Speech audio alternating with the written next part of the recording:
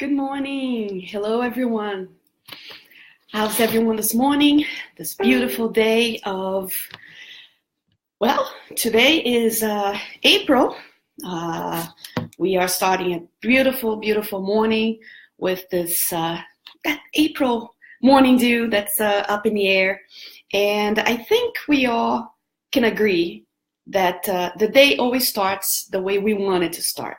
Sometimes we Sometimes we believe that the day is just taking a turn for the worse right from the get-go. Some days we just know that it's going to be a wonderful day. Now, that is a very question of how you decide your day to go. What is the decision you're making today? Why is it that you have the power to make your day go the way it is? Could things take turn one way or the other? Of course they can. Now, the question is, does that even affect the way your body responds? The way you think? Does that even affect the way your body responds?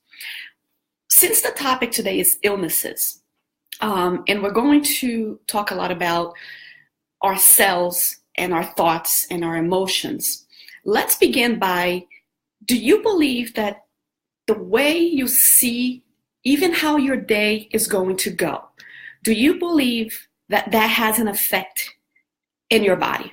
And let's just kind of let's just think about it. Let's think about it and let's write it down if you think it does. The way you think your day is going to go, does it affect even your health? Okay, so a few people had answered, and a few of you have already thought about that. Yes, the way that you believe that your day is going has a tremendous amount of energy for that day to go that way. People that wake up and they believe that their day is not going to go well, most of the time they will not go well. It's kind of a self-fulfilled prophecy. In psychology, that's exactly the term that we use for something that we prophesize, and then that happens, and then we'll say, well, see, I knew it all along. So it didn't necessarily have to go that way, but once we prophesize that it will go that way, it happens that way, and then we just kind of become self-confident that that's the way it was going to go anyway, and there was nothing I could have done. Now, I wanted to talk about two studies that I think it's extremely important to know these two studies. Dr. Ellen Langer, this is a doctor at Harvard University.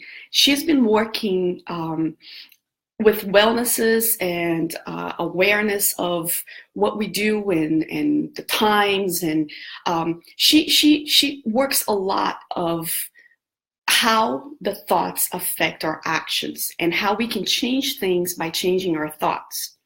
Now, she does this even in the physical to see if our thoughts can change our health. Now, I'm going to tell you the first story, which Dr. Ellen Langer wanted to know if someone's belief in themselves could change a physical matter in their own bodies. So what she did was she conducted a study, and she's been doing this for about 30 years.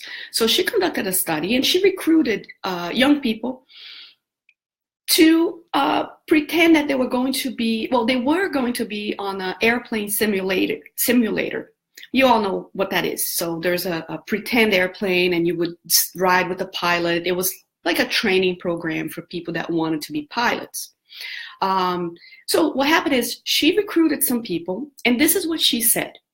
Dr. Langer said to the few people, listen, you're going to go through a battery of tests. As far as physical abilities, we're going to check your eyesight. We're going to check your, vital organs and, your vitals. And then you're going to put, your suit. You're going to put your flight suit, and you're going in this beautiful, amazing airplane simulator, and you're going to follow the pilot's instructions. So to a few people that she did that, these people went and they had all their tests done before. Then they got dressed. They sat down. It was a perfect simulator. They sat down next to this pilot who really introduced himself as a pilot, and this is a really important study. And he asked once they were up in the air, he asked the people, the study group, to every time that they saw a plane with a number or a word, for them to tell the pilot exactly what the word was or what the numbers were on the other planes. So if they were up in the air, he wanted them to look and make sure and tell them what were the numbers or the word. So the study started and it went very well. At the end of the study, they took notes. Second study, they took different people. They said, listen, do your tests. The problem is that the plane, the simulator is broken. It's not working that well. We're going to do the best we can. The pilot did not dress as a pilot. Nobody put their clothes to feel like they were a pilot. So these people just went in a plane. They sat down next to the pilot. And he kind of said the same thing, like when you see something, you see other planes and you see any words or letters, please let me know. But it was kind of like a slag. It wasn't really like he didn't make the whole thing feels like a real plane and a real task. So again, they took notes. So at the end, Dr. Langer, the true reason she wanted to conduct the study was, remember I said at the beginning of the study, they were checked for vital signs and eye tests. Well, Dr. Langer, and they wrote down the eye test results before the people went into the simulator plane. And the people that were told that they needed very good vision and that they also dressed as a pilot, a co-pilot, they went in and the machine was amazing and it was in perfect state. They actually, what the pilot was asking them to write down on the other planes was the exact eye test, was the exact eye exam on the same order with the same numbers and the same words that they had taken before they went in the plane.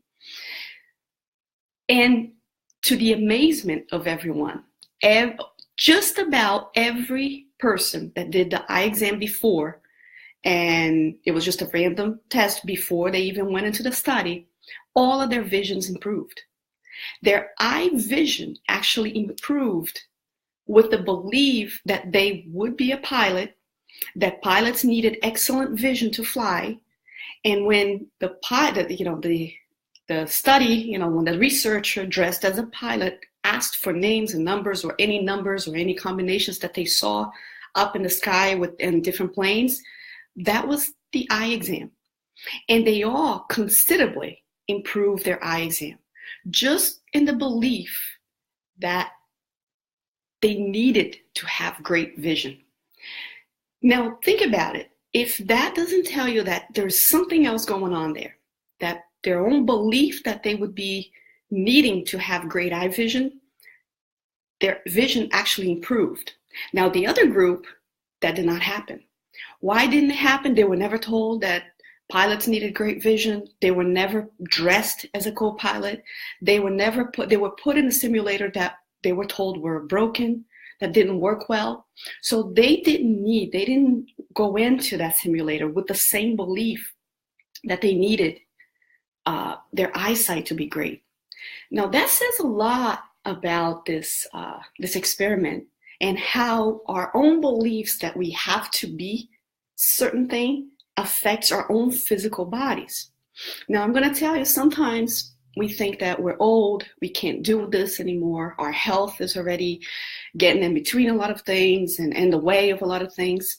Dr. Ella Langer did another test. And the second test is she wanted to see if physical age had an effect, if our thoughts and how we behaved had an effect on our physical bodies as we age.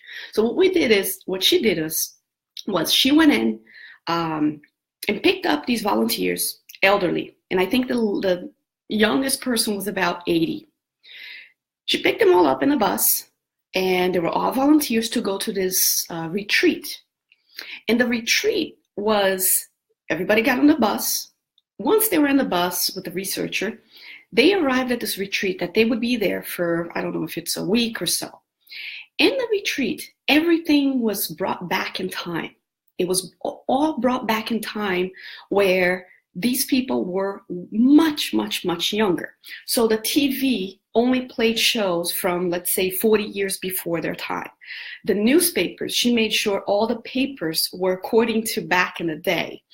The furniture, everything was arranged, and all they talked about, and they had to talk about as if it was that time. So they would have to talk about things around that time. They would have to behave in an atmosphere believing that it was, let's say, 40 years before their time. So right from the get-go, it was funny because she said it's not part of the experiment. She, in the bus, she realized that she had, I think, 8 elderly people, and they all had huge luggages. So right in the bus, she said to them, "Oh, I'm a woman. I'm not very physically strong, and you guys have all these luggages. Well, when we get to the resort, you have to figure it out how to get them out, because I'm not carrying them. You have to figure it out if you have to take one by one of your clothes and go up to your room, or if you want to dismantle the bag the way you want, or if you want to try to drag them all the way across. I'm not touching them. You have to figure it out." Now, she noticed that at first it was a shock to them, and then right from then, they started to behave as much younger people. Because for the first time, they didn't have that, just because you're older, someone already running to help you.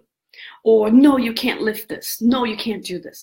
The minute that she says, "You guys figure it out and get this luggage in your room," the experiment began a little earlier. So they already felt the need to fend for themselves, and they already implemented in their own brain, in their own body, that they needed to be able to do this. And they did. All of them made it. All of them did. Something that all their luggage, when it was put in the bus, they all had help, their children, their employees, whatever it is. They didn't do it. But when it was time to get them out, they did it. And there was no problem. And in her amazement, they did it quite fast and effective. And during that time that they spent at this retreat, their blood pressure got better. Their heart medication worked better than any other time. Everything worked. They still took their medications, but some of them, there was even no need. They didn't need the sleeping pills. They didn't need a lot of the over-the-counter things. They felt less pain. All of their, most of the health-related behaviors just exploded in how they went through that week. They were healthy. They actually were acting as a much younger person, each of them, because they believed that their brain started to believe that they were living in that 40 years before era. So why did I want to bring these 2 experiments? And these are psychological experiments by Dr. Ellen Langer. You can look them up. All of them are amazing, because she knows that there's something else going on there. So there's something more than just a physical ailment. There's something more than just physical problems that we have. Now, Andre Luis, in the book Action and Reaction, he will say that everything is consequences. There's a cause and effect to everything.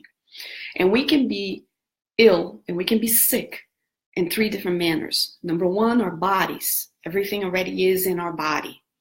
Number 2, it could be a spiritual illness, something that our energy is attracting, something that maybe came from past lives, but something that I am going around and bringing into me all that I go. If I go to this very dense energy place, and I really have not done my prayers, and I have not really, I'm not ready to be with certain people or in certain atmospheres, I'm going to be a lot more open for certain fluids that are not healthy to me to come into my body.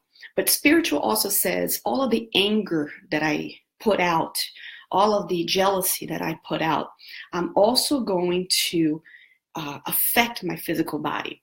We know that every illness begins in the spirit.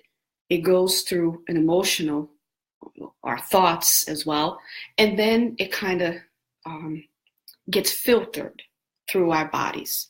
And then the last type of illness is the symbiotic, is the one that others can, in a spiritual realm especially, others are and you become one. That's when perhaps a person who has a certain vice that others, even friends, or in the spiritual realm, they need that substance. They also are addicted to that substance. So they kind of like acclimate. They actually hug you to get your fluid. So you don't know if it's you who's sick or if it's the other spiritual being who's sick, but it's so close to you that you begin to not know. We know a lot of the obsessions have to do with this state. And that's when you go to the doctor. You go to the doctor and the tests are always fine. There is nothing wrong. Every time you go, your blood work is great, your checkup is great, but you still feel ill. So a lot of that is a symbiosis between you and, again, different, most of the time, different illed spirits. Now, excuse me, we have to remember that every time we're sick, every time that we're ill, a lot of times we ask, why? Why did I get sick? Why am I sick? But if we change that to what for? What is the lesson? Let me play back anything that might have contributed to that illness. And if I understand why, then I will understand what for. Forget the poor me, forget the victimism. That doesn't help. But when we say, I want to know why, then let me know what for. What is the message that this illness is trying to tell me? What is the message that my diabetes, my heart problems, my mental illness, my cold? Let me go back and let me try to see if there's something back that I can kind of tie onto that illness.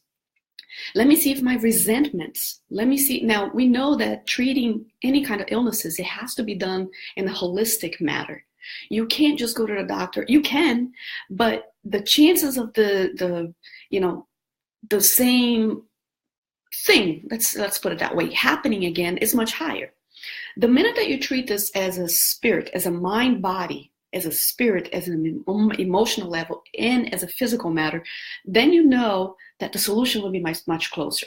So when I understand that my spirit might be very ill because I still do not accept that others have gone, maybe I still hold on to thoughts of my childhood and I keep reliving those thoughts that maybe something awful happened, a trauma happened.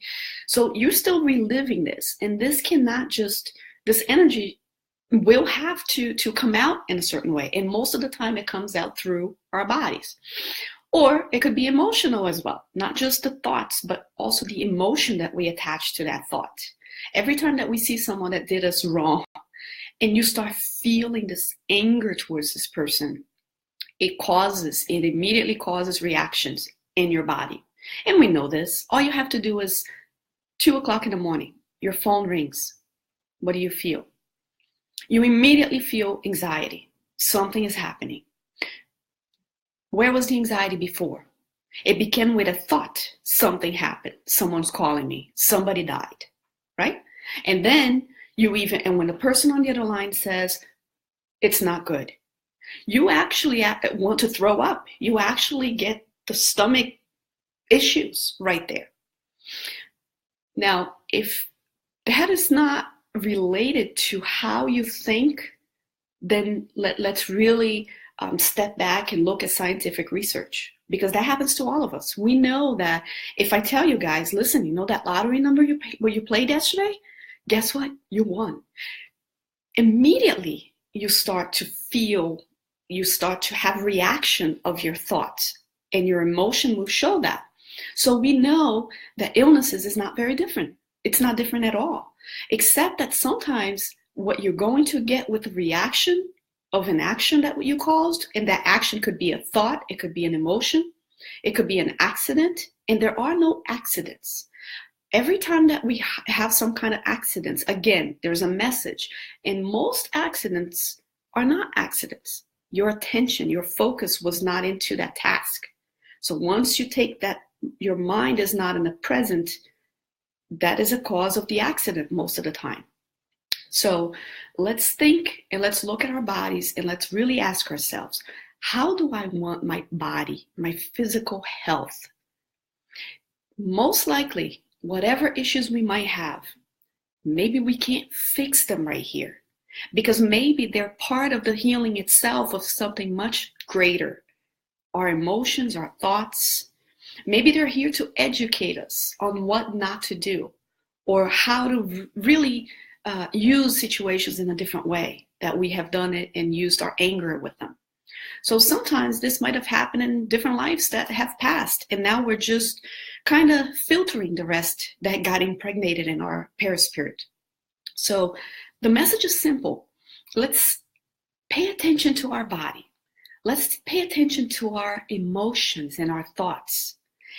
And let's ask ourselves, if there is anything that hurts emotionally, anything that hurts physically, anything that is not right, let's think about what for?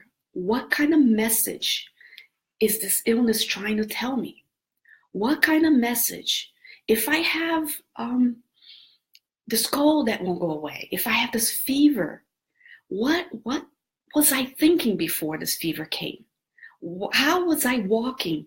Was I walking in love and in peace? And I am absolutely not saying that people that have illnesses are either evil or did something wrong. We can look at Chico Xavier. What an amazing being. There were so many ailments with him. There were so many different health-related issues with him. And he was the most amazing, to me, one of the greatest human beings that walked here. Yet, he knew that every single illness that he had a message for him. And what did he do?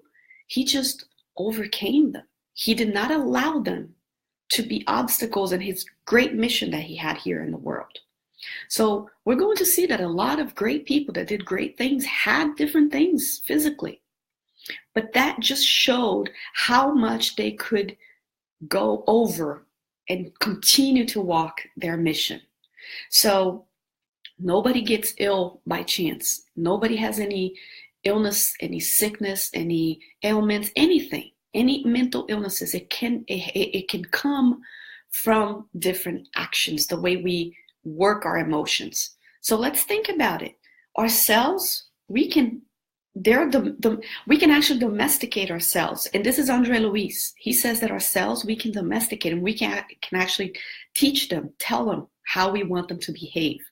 And again, you have to read Andre Luis's series. I'm not going to give all the answers easily here because then it takes out of us to go and search. But we can look at our cells and how they behave. And now with quantum physics, we know more than ever that it's not all solid matters. There is so much more than that. I'm sorry here. Okay. Sorry about that, folks. And let's go back. Let's read Andre Luis. Let's see what can I do to really reteach my cells how to behave. Do you think that what you listen to has an effect on your cells? Well, it absolutely does. Do you think that what you speak of has an effect on your cells? When you look at your body and you say, oh, look at this body. I can't believe how skinny I am, how fat I am. Look at this body. Oh, I can't believe this leg doesn't want to do anything anymore. What if you were that body and that leg and you were listening to the person that owns it say so much bad things about it? What if you were that body? How would you behave? Would you say, oh, I'm grateful. Yes, I'm going to be the best that I can. I'm going to regenerate and I'm going to, or if you look at your body with love and say, thank you for allowing me to do all my functions or everything that I need to do through the day. Thank you. You are beautiful. And we're going to work together to be even healthier every day. How do you think? Cells are living things. We can't forget that. So that is how I wanted to end today, friends. Let's really pay attention to what we say, what we hear, what we participate. And remember, Andre Luis had told us, okay, that our cells are something that we can domesticate, that we can teach. So when I look at me and I say, oh, I can't believe how ugly I am. Look at me. I can't do anything. Let's think about these cells listening to this. Now, when you look at yourself and say, what an amazing human being I am. Wow, I can bring so much love to people. I'm able to heal my body. I'm able to look at my hands and say, wow, if there's something hurting here in my hand, what is the message? What am I doing with my hands? Am I using them for goodness, or am I just using them to just accumulate more and more dollar bills? Maybe my hand is telling me that it needs a different job. So when you dialogue with your own body, when you ask, it will tell you. Your illness will tell you what you need to change. And illness is a red flag for you to reevaluate. The gospel, according to Spiritism, will talk to you about all of that. Kardec will tell us all the time of the messages, of the influences that the spirits try to put upon us. And all we have to do is just listen. We pray all the time and we forget to listen. And the voice that God uses to answer us are in books, are in people, are in little podcasts. You don't have to be a doctor. You don't have to be anyone, quote unquote, special. You don't need to go to the gurus or the lectures, the renowned lectures. All you have to do is listen to people around you. Listen to your own body. It's trying to tell you something. Thank you very, very much, everyone. Next Sunday, if you have any suggestions of topics, please put it here. Any questions, okay? And if you ever want to be brought in on camera, I can click and you can ask your question, okay? Thank you so much. And I'm just going to say hello to Teresa Castro, who's always here with us every Sunday morning. Nora, Brazil, is here too. Rudy Volcano, good morning to all. Thank you, Deborah. Thank you, Rudy. Thank you for being here and being so supportive. And please bring your knowledge and your wisdom as well, all of you. Fernanda da Silva is here. Lina Medeiros is here. Ivone Medeiros is here. Fernanda Martinez, as well as Fernanda da Silva. And we have Sunshine Beck. Yes, she's such a lovely, lovely person. I've seen she's always so supportive and amazing. And Vanessa Anzalone is here too, our lovely Vanessa. That we love her so much. She's always spreading goodness. We have Lina Duarte. What an amazing friend. Lina, I am so glad that I have met this person. And I hope that she stays in my life for a very long time. She's a very amazing person. And she sometimes doesn't know that, but she is. And now she's putting, I'm amazing. Good morning. Yes, you are. We all are. Let's look at ourselves as amazing beings, as beings that are created from Him, from God. And when He creates something, He knows that that something has an amazing end, or better yet, has no end, but an amazing path. Thank you and have a wonderful Sunday, everyone.